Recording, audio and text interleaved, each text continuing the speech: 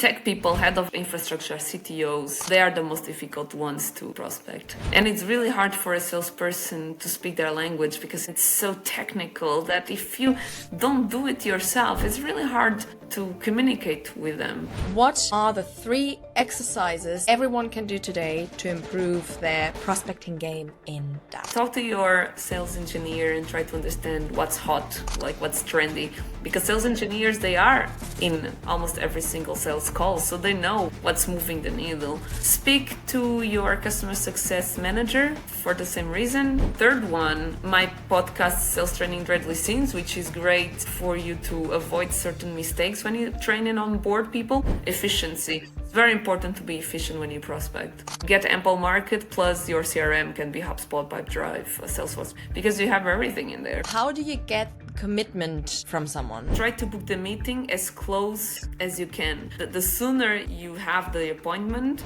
the less likely it is for them to not show up because it's still fresh in their mind. Why are they taking the call?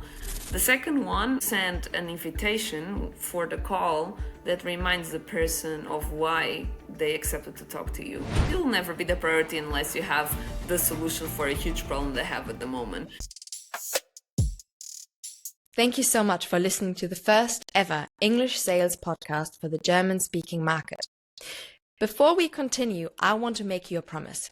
I promise that with this show, I will do my utmost best to bring in the guests and share the stories that help you succeed in the DACH market. But I can only do so much. So, if you hit the subscribe button, I can get more guests, bigger stories, and better insights to help you succeed in your sales job. So, with no further ado, sit back, relax, and let the show begin.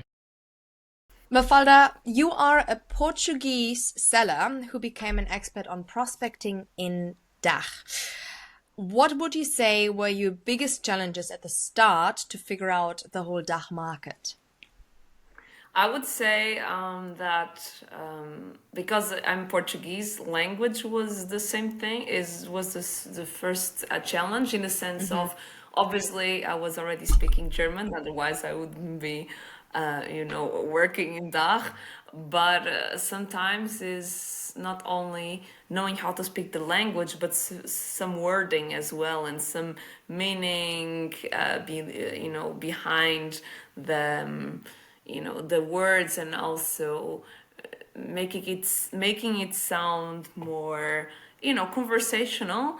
I love the German language. I think it's an amazing language in many ways, but it's hard to make it as conversational as English. And I have the same opinion for Portuguese. It's not only in German. I think English is a very, let's say, fluid language in the sense of it's really easy to make it sound really worth a chat. Is it interesting, right? And then in German and other languages, this lightness of English is hard to translate, and I think that's very important when you're trying to prospect, to sound like a person and not like a robot. So I would say that that would be one of the challenges, and the other is because German has huge words because it's how the language is, and I love that about German. But in prospecting, where you have to convey a message in like this size, good luck with German wording. So I would say that were my main challenges when I started to prospect in the DACH market. I think it's so funny how you say that, it's very hard to keep it light because you kind of want to be efficient. And in English, it was like, how's it going? How are you doing? Yeah, exactly. Yeah, exactly. How did you overcome it? Like, how do you feel like you found a good balance of, okay, this is what we're talking about, but also I'm a human being and I am here to just also have a good time? I would say that I'm trying to also see how people speak, and I do the same in other languages, right? So I try to write prospecting emails the way we speak, which is also counterintuitive because that's exactly the opposite what we learn in school. There is colloquial language and written language, and I love writing and I love literature. So I would be the first one being very, strict about it, but like sales and prospecting, it's not literature, it's not other types of writing. So the more colloquial you are, the better results you get, because it's Yeah. when you also stand out from the other, let's say, marketing salesy emails Yeah. that prospects receive every day. If you have someone sounding like a person, whether it's in DACH or in another language, then you have higher chances, because it gives the impression that you're speaking to the person, which you actually are. It's not just the Yeah. impression, Yeah. but at least the person perceives it that way. So really trying to see in German how people speak to each other, because even though it's still a, let's say, more formal language than English, you still have more slang German or more colloquial German. So trying to see how people speak to each other and try to add that to prospecting. With that in mind, how important do you think it is to speak German? Because I know that's a massive kind of uh, how you say, like an disagreement in the market. It's like, oh no, you can still crash the DACH market if you don't speak German. How important do you feel like it is to speak German? I think it depends on the industry and size of the company. So I didn't prospect enterprise when I was working in DACH because I was not native German. And so I didn't go for, I don't know, Sparkasse or Deutsche Bank or Hmm. Deutsche Bahn, these big German enterprises. In that case, I would say I have a native speaker. Hmm. If it's like small and medium business SMBs, I think in non-conservative industries, I think it's okay if you have like a not perfect German or even in English. Hmm. So I think it depends a lot. Like in SaaS, for example, medium company SaaS, it's okay if you prospect in English, in my very extremely personal opinion.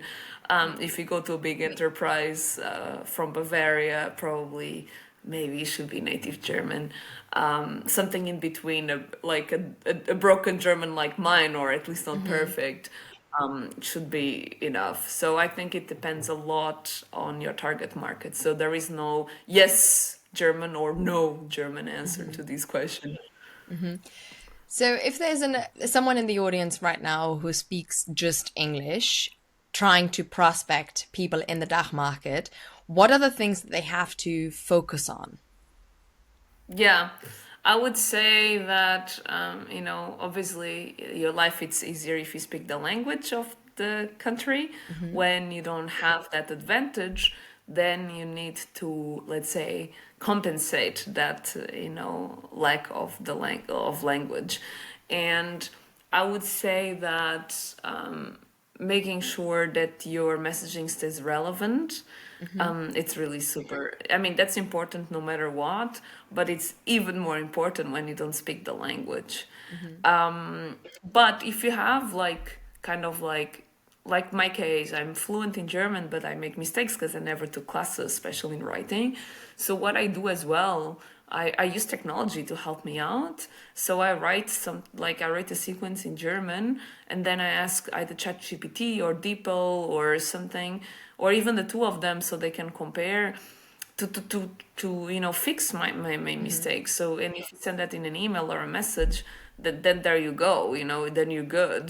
So, but obviously I wouldn't recommend to do that if you don't speak German at all, because you cannot double check yourself, if that makes sense. Hmm. And then if the person replies to you and you start a conversation, you should be able to handle that in German, which I Hmm. can. So for people like me who speak fluent German but not perfect, I would use technology to help me out. If you don't speak German at all, better be honest about it and just, try to be as relevant as you can to your prospect, and that's it. And most Hmm. German speak English, and especially if you're prospecting in tech. I mean, Yeah. most Yeah. most of them do. Yeah. I feel like one of the things that I've heard at some point from an English speaker prospecting into DACH, and that messaging has worked quite well, is to say the first sentence in German, but then the second sentence in English saying, and that's all I know in German, but I still wanted to make it interesting for you.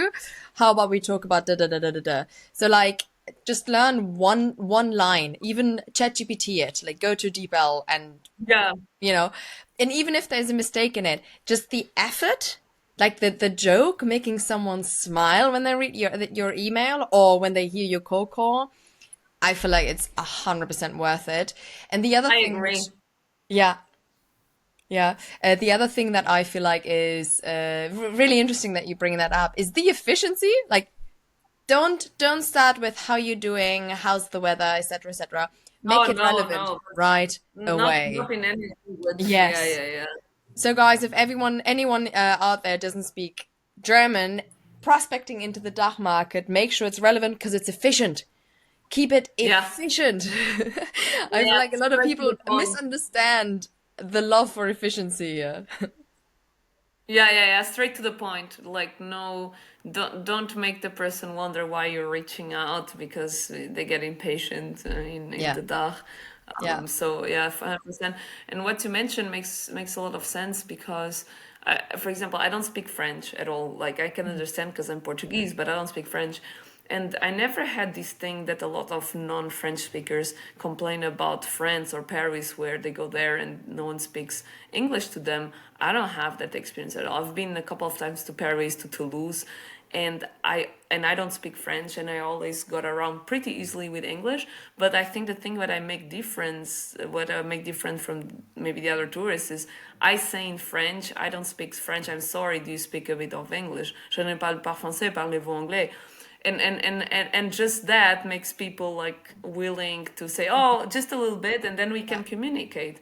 So that also shows effort, and you're a bit apologetic, and because it's very annoying when you go to speak to a person that you know from somewhere in their own country and you Yeah. expect them to speak other language that's not of the official language from that country, you know.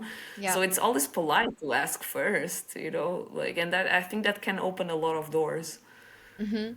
With that in mind, talking about the French market or English market or German market or maybe even Portuguese market, um, what do you feel like are the key differences to the DACH market that you just need to keep in mind? I know we spoke about efficiency, which is very much the biggest stereotype that you can imagine, and it's true. But what It about, is true. yeah, Stereotypes usually have some base of truth. yeah, yeah, exactly. What about the other things? Like, for instance, Vince said in one of the episodes with him that commitment is key in DACH. Like, get the commitment Yeah, early on, because otherwise, like, people yeah. will tell you when they're not committed, but as soon as they commit it, it is most likely to close. I What, think it's, yeah. yeah, I agree. I agree. I remember when I was prospecting DACH and then I changed to the UK and then other regions in Europe or even in the world. Something that I used to miss from DACH is usually, and again, this is generic, each person is different, but you know, making it more generic is when you book a call with someone from DACH, they usually show up on time. Mhm. So if they keep a meeting with you, the likelihood of no show is way less than other regions.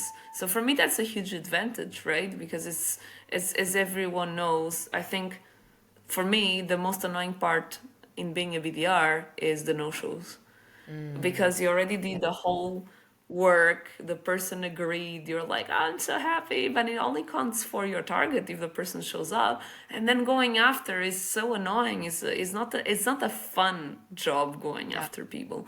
So I really missed when I moved to other regions from DACH, this thing that they are very unlikely to postpone, unlikely to come 10 minutes late, and then you only have like, I don't know, 20 minutes for discovery. They usually, you know, stick to the schedule. And when they don't, they have a really good reason, and it's usually easy you know, to reschedule because when they accepted first, when they accepted the call was because they had some sort of interest. Mhm. So it's easier to reschedule as well when they actually don't show up. But usually they tell you before the reason why you're not like waiting and sending emails. Hey, are you on Zoom? Waiting for Mhm. you. You know. Mhm. Obviously, again, each person is different, but in general, that's my experience. A different advantage in prospecting in DACH than in other regions. Mhm. Yeah. You already mentioned a couple of tools that you use when you're outbound in DACH, when you prospect in DACH. I remember when I started outbounding, I was swamped. I was overwhelmed by tools. It's like, okay, cool. So here I sent the email out. And then with that one, I scraped the data of a different tool that I kind of need to learn, etc., etc. What, if someone is starting out, how would you start? Like, what are the tools that you really recommend using, when and why? Yeah, usually, and that's a very good point. Usually, when you prospect, you need, as you mentioned, one warm up tool for the email to make sure that they don't land on spam, one scraping data, one double checking to double check the data is scraped because you don't want to send an email that's not 100% accurate or 95%. One sales engagement tool to send out the email sequences, cold calling. You need all of these, right? And it become very clunky when you need different tools to do that. That's why I usually recommend Ample Market because it has everything in one. So there is no like, oh, let me find the leads here, then add them there, then double checking Yeah. there, then warm up there. No, with Ample Market you have everything in one. So it's so easy, and that's the reason why I also used it in my previous company. For example, we were very small, we were a small startup, we didn't have RevOps, so we had no time to lose. We had to do the whole thing, and when you have to do the whole thing, it's better be the same intuitive tool. So for me, my best advice for people starting out, or even to those who already did, get Ample Market, plus your CRM can be HubSpot, Pipedrive, Salesforce, because they integrate, because you have everything in there. You don't have to think, you don't have to get overwhelmed and think about how do I, which tool is for what and why, and oh my god, it's not integrating and it's a bug, I need to call. Like, no, efficiency. It's very important to be efficient when you prospect. Yeah, yeah. I love that. It starts even before you talk to a prospect in DACH. You have to be efficient from the start, and then everything Yeah, is gonna be okay. It's funny yeah, that you mentioned yeah. Ample Market. Thibaut, in the episode Sales and AI, he mentioned Ample Market as well. Like everyone loves it. At some point, I have to get in I touch with love them and it. just like do an affiliate link here. I love Ample Market. It's just the best tool I've ever seen for prospecting. It's like this sensation you have. It's too good to be true. It's like, nah, it's Yeah, impossible, and then it yeah, is. So, and it's a very pleasant surprise. So yeah. yeah, I'm a huge fan. Cool. Very good. Very good. That was actually one of my questions as well. Like, what are the tools that you really recommend, like software tools? I guess we I talked. guess I've answered that. Yeah, exactly. Skip that question real quickly. We talked about prospecting, like being efficient. As soon as you have the commitment, you you know that they will rock up. They're gonna be there. Actually, just one. Most likely. Most likely, I had like one or two no shows in 4 years of sales. It's quite nice. How do you get the commitment though? Because I appreciate, yes, with the language capabilities, etc., etc. But how do you get commitment from someone To show up to a call, do you mean? to show up, to be interested, uh, Yeah. to literally book in a meeting and keep them committed until close, and ideally after as well, Yeah. obviously. So basically, what I would do to avoid no shows is really making sure that, first of all, that you try to book the meeting as close as you can. So not, obviously, if a prospect says in a month and you cannot move him or her, that's one thing. But the sooner you have the appointment, the less likely it is for them to not show up, because it's still fresh in their mind. Why are they taking the call? So this is the first one. The second one, because sometimes you cannot, if they go on holiday, they have a huge project they have to finish, you have to adapt to your prospect. So the second thing is making sure that you send an invitation for the call that reminds the person of why they accepted to talk to you. And usually that's with the pain point. Hey, blah, hey, Helena, you accept to talk to us, or we're gonna chat about how you can solve this, and that issue, right? Not a feature list, but like the pains that usually you solve for this person, and that's why the person is accepting to Yeah. talk, because he or Yeah. she wants to explore further why how you can solve a certain problem. So mention that. So if the person forgets why they accepted to talk to you, they get reminded right away. And that helps them to prioritize a little bit, because you'll never be the priority unless you have the solution for a huge problem they have at the moment. But if you're not like the solution for the problem they have at the moment, usually a meeting with the boss will always, have priority. Meeting with a client, something else. So you have to make sure that you are a bit important, at least, that they don't skip you and add other things they are doing on top of it. So that's how I usually recommend to reduce the number of no shows. And then throughout the whole funnel, I'm not a closer myself. I mean, I've done some deals, but I always try to, to Yeah. keep myself away from the closing part. But it's really like nurturing the relationship also by sending, I don't know, you have a webinar that might be relevant to your prospect. Make sure you send this kind of material. You have catch-ups here and there, even if it's 15 minutes, in case they have any questions, to make sure that they don't solve the questions alone themselves. Try to thread a lot also with other decision makers in the company, right? So all of that are things that you should be doing in a regular basis to keep the commitment there. And again, like, I think that if your solution might make the person's life easier, then I think that's you're halfway there, right? Yeah. Yeah. With all of that in mind, I remember when I started out and I got like 2,000 accounts. I kind of went, not gonna lie, I went for spray and pray. I think Yeah. I wrote like 800 emails a day, just sending it all out. One person will book in a meeting. I feel like I should not be allowed to say that, but yes, I was a quantity person, We not a all been there, quality person. trust me. Yeah, and it kind of worked at the beginning, but I feel like every company is in a different stage. So I usually recommend companies who are just starting out get the quantity out so that you get the feedback. If you're just Yes, the starting out, data. exactly. If you don't have any data, you don't know what the quality is that you actually bring. Like what we are selling, it And which evolves. triggers are important and what resonates. I'm in Exactly. this space now with my company. I'm trying to find out what actually which messaging, which trigger, which USP resonates Yeah. with the target market. And we Yeah. need some quantity to understand that. Yeah. Yeah, exactly that. I love that you just said that because that would be my question.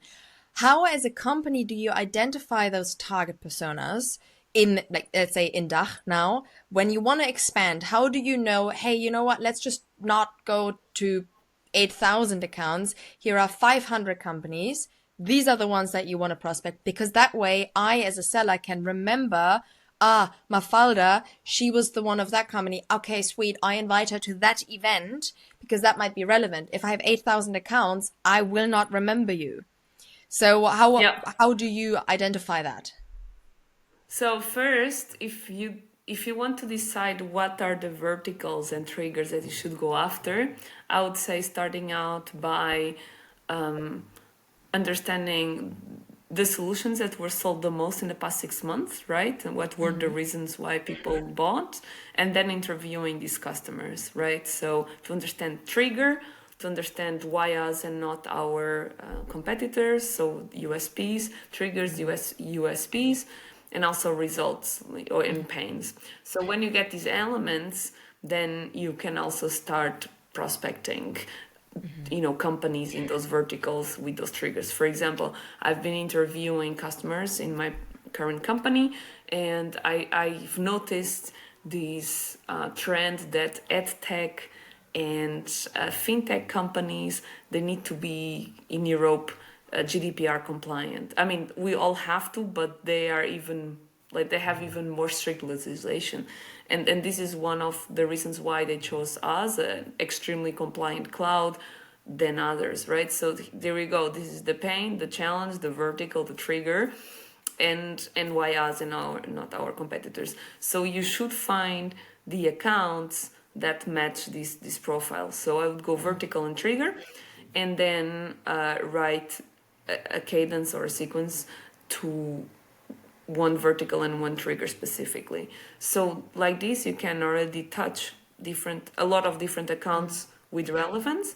But then, and that's what I would recommend. I think the toughest part of this job is balancing quantity and quality, because if you write an amazing email but that converts, but you write like 3 a day, you're not going to Yeah. get anywhere. If you Yeah. write generic emails to 500 people, or you also not converting. So where is the middle point? No one has the proper answer, like the one, this is the answer I wish I had. So what I try is, okay, I choose one vertical and one trigger, and I write a sequence that talks about the pains that are related to that trigger in that vertical. And then I spend time personalizing the first email. So it's worth spending time personalizing the first email, but then the others, they can just go, because one, they are still relevant because you're still targeting that angle, and the person already knows you've done your research because they Yeah. received the first touch. So that's how you can balance more or less quantity with quality. But the spray and pray of, let me find 500 companies in SaaS and send this generic sequence about Yeah. our benefits. I mean, the only thing you're gonna get as a result is a bad spam score. Yeah. Yeah. That's one thing that I never thought about, actually, the spam score, until we set up our whole system for our sellers to go out and outbound. It's like spam. I mean, I have a normal email address. It'll be fine. I don't have a helena@hotmail.com or something like that. So it's like, oh, buy my new product, which I would understand, but we don't do it. And yet we still had an awful spam score. So we definitely had to look at that. Another thing, though, Yeah. with the quantity and quality, because I was wondering, we have an analysis on sales touch points, right? So on average, you need between 14 to 17 sales touch points, which includes emails, cold calls, reacting to a post, sending someone an email, like a direct message on LinkedIn, etc., etc., until you book the first meeting. In my head, however, I feel like if you're more personalized, then this should go down, because everyone is now talking about, oh, you have to be super hyper personalized, super relevant to the person. So I feel like you shouldn't need more than 3 sales touch points. How do you see the trend there? And how do you recommend people to reduce the sales touch points in their outbound to book in the meeting faster? Yeah, that's a very good point. Indeed, your data is exactly the data I have between 14 to 17, 18 touch points. That's definitely the data I have as well, and what I've seen as well. I would say that the easiest way to reduce this is really be super surgical, in the sense of, like, I've done a lot of research in your pains in your companies, so the more personalized and the more relevant, then the easier it is for you to get a reply faster. But a lot of times people don't reply. It's not because they didn't like your messages, because they're busy, right? If they read your email 1 minute before an important meeting, they'd be like, oh, I'm gonna reply later, and then never do, because that's how life works.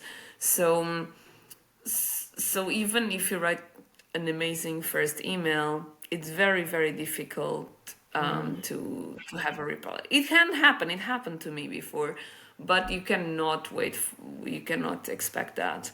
So Yeah. I really recommend to, you know, what I mentioned, quality. Like, if you don't do any research, forget it. If you don't mention a trigger that's relevant, forget it. But really try to, to write a sequence that makes sense to the first touch point. And also when you cold call people from that sequence, you know the angle, because imagine if you don't have that angle and you're gonna cold call people that are random, oh, this trigger, that reason, the other industry, every time you have to do a dial, it takes 10 minutes to remember why this person and which angle, and probably the person won't even pick up the phone. So you spend 10 minutes for nothing. And then if you add that in the end of the hour, you did like 5 dials or 10 dials. So if you dial everyone in a sequence that one vertical and one trigger specific, then your cold calling is more efficient as well, or your LinkedIn messaging, because you know the angle. You just have to personalize a bit more for that specific person, but you don't have to think about which angle I'm going to take here. Yeah, yeah. I know a couple of people in the audience are literally starting out right now, right? Can you explain the vertical setup? So what do you mean by Yeah. that, and how can you use that in your prospecting efficiently? Yeah, absolutely. So the vertical, I mean, usually you pick an industry, a territory, a size of a company, and a revenue. So it's basically your ICP, right? So if I say, okay, I'm gonna go after companies in the fintech, in DACH, middle-sized companies. So this is your vertical, and the reason why you need to be that specific is the same industry. So if you put just fintech, a huge bank has different pain points than a small fintech, right? So industry is not enough, or size of company is not enough. If you say every company with 10,000 employees, I'm like, yeah, but if one is a factory and the other one is SaaS, I mean, we cannot compare. The only thing they have in common is the size of the company. So you need to be, the more specific you are, then the more targeted your messaging is. So I would really start at least with the basics: territory, industry, size of the company, revenue generated. That will already give you a good vertical. And then within that, which trigger would you apply it? So fintech, Germany, small businesses with 1 million, between 1 million and 5 million revenue, who grew last year. So the ones that grew last year probably have different pain points than exactly the same ones who didn't grow for the last 5 years, let's say. So the more specific you are, then the higher chances you have in getting some relevancy in your messaging, and therefore some response. Such a good point with the last sentence, like the last part of it that I, for instance, never added. I was always like, okay, cool, this and that and that. These are the facts, but the verb in the end, like the who did that over the last year, who achieved this over the last 5 years, etc., is even going more niche, which is interesting because Yeah, I feel like companies are often going very niche in what they sell, but not really to whom they're selling. So yeah. they might go super niche on a specific product, but they don't really go into detail into who their ICP, so ideal customer profile, would be.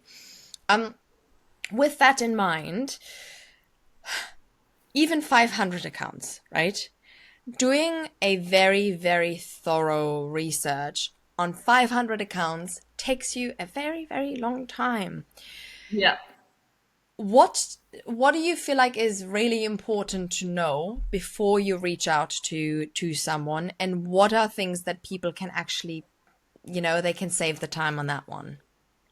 So I would, if you have 500 accounts, you have to understand you're not going to reach out to all of them. That's the first thing. So you should look at them and see patterns. So if you see that out of the 500, 200 are one vertical, maybe you should just pick those 200 because they all have something in common. So you can write a sequence that's common for them, and then you can personalize the first bit.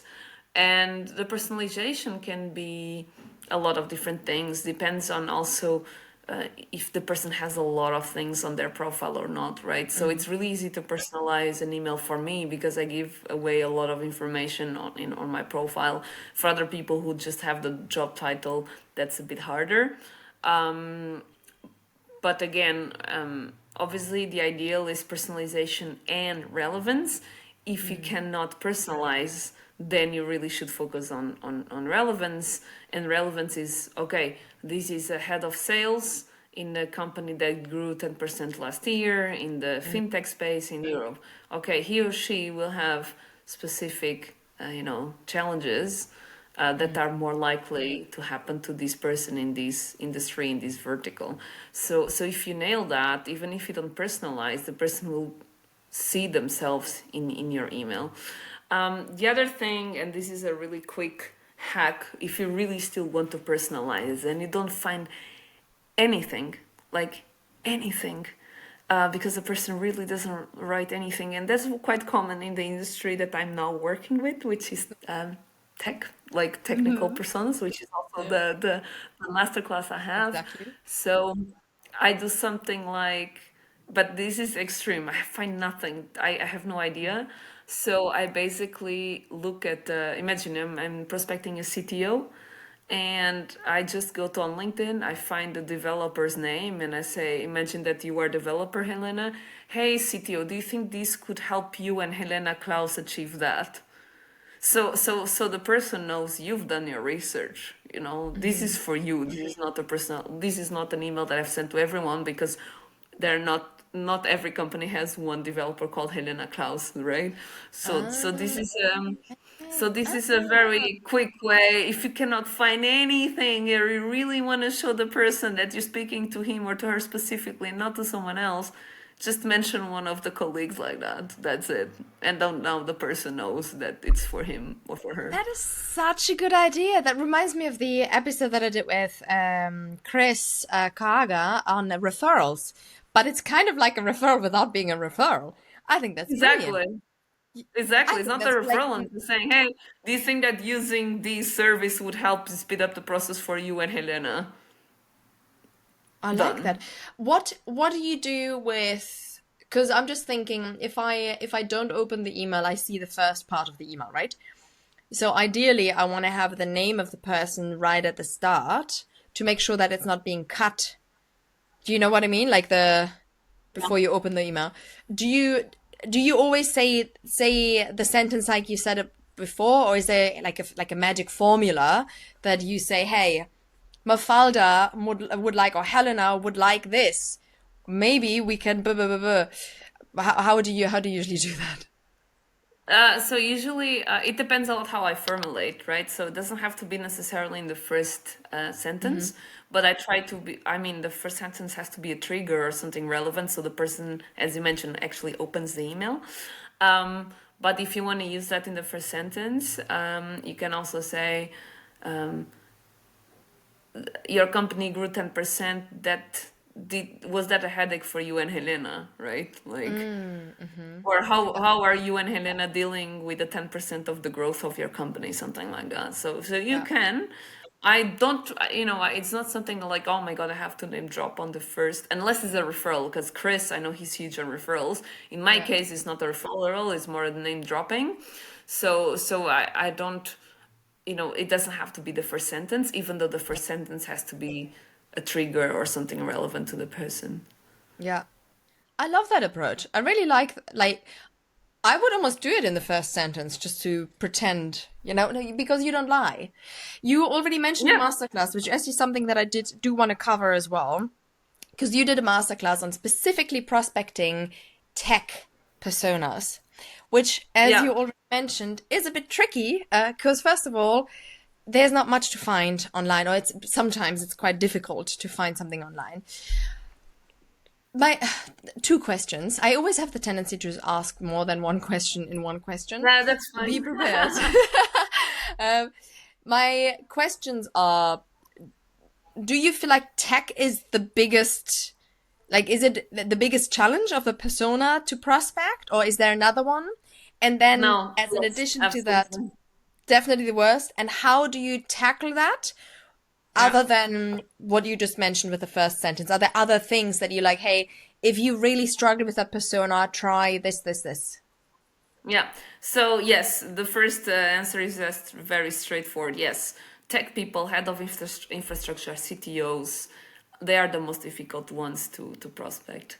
And the reasons, there are many reasons, but they are very, specific in what they're doing. And it's really hard for a salesperson to speak their language because it's so jargon driven and it's so technical that if you don't do it yourself, it's really hard to communicate with them. And then, which leads to really poor sales messaging, which leads them to, oh, another salesperson trying to sell me something, even though they have no idea what I'm doing. So this is why it's so hard to prospect them. Other reasons, they have usually stronger firewalls. They don't click on links they don't know usually. So it's really hard to send them something for them to click, whether it's a video art or a case study or something. They they don't reward creativity in the same way that, for example, salespeople do. And what I mean by this is, if you send a really creative email to a VP of sales, for example, or a VP of marketing, even if she or he doesn't really need, so you were not relevant, you were personalized but not relevant, they maybe still take a call because to reward you is like, oh my god, they made such an effort. Let me learn about the Yeah. solutions. Maybe I find something there that's Yeah. interesting for me. You know what? An engineer would never do that. If it's not relevant, they'll be You're like, like, no nah, thanks.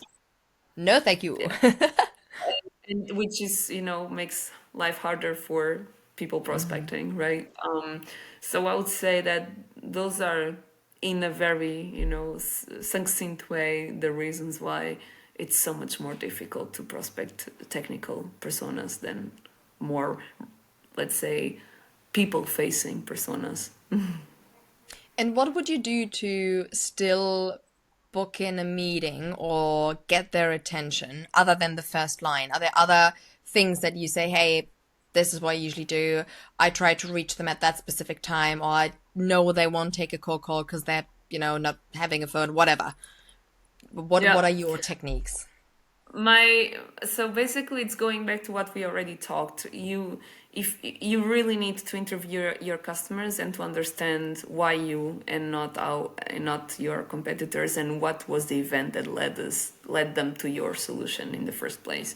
So you really need to double down on interviewing your Hmm. customers and speaking to your solution engineers, and to make sure whenever a word that you don't understand comes up, and trust me, it will come up every 5 words, you have to make sure you understand. And now with ChatGPT, it's so much easier. I just put like, ChatGPT, tell me what this super complicated word is, like I was 10 years old. And then suddenly you can like educate yourself without bothering anyone now with ChatGPT or Perplexity AI. So definitely educate yourself um, as it goes. And make sure you do role plays with technical people. Don't do role plays with me. I'm not the head of engineering. Like, Yeah. doing a role play with me will have absolutely no use when you speak to a CTO, because I'm Yeah. not one. I'm so far away from being one, right? Yeah. So make sure you role play with your personas, like someone technical in the company. Solution engineer would be a great help. Or even, like, I'm now trying to see if I can find an AI tool that replicates a bit the CTO. Yes, it's not the CTO, but it's closer than me. So Hmm. that's better already. So really make sure that you, and again, they will only take a call if it's relevant. So really make Yeah. sure you are approaching the right vertical with the right trigger, with the right messaging. That's the hard part, because I'm still in the process. I started in this company a month and a half, and I'm digging, you're right? I'm Yeah. interviewing, Yeah. I'm sending emails to see what sticks, what doesn't, right? So you need to make sure you do that process until you fine tune it. And it's sometimes you're lucky and one thing works, Yeah. like, okay, but sometimes it takes time. It really does. Yeah. One of the best advice that I was given was literally what you just said as well. Just like, interview your persona, and usually your company has your persona as well. So if you, for instance, are not sure about an email, send it to the CTO of your company and ask him for feedback, him or her. Yeah. Or maybe you know someone.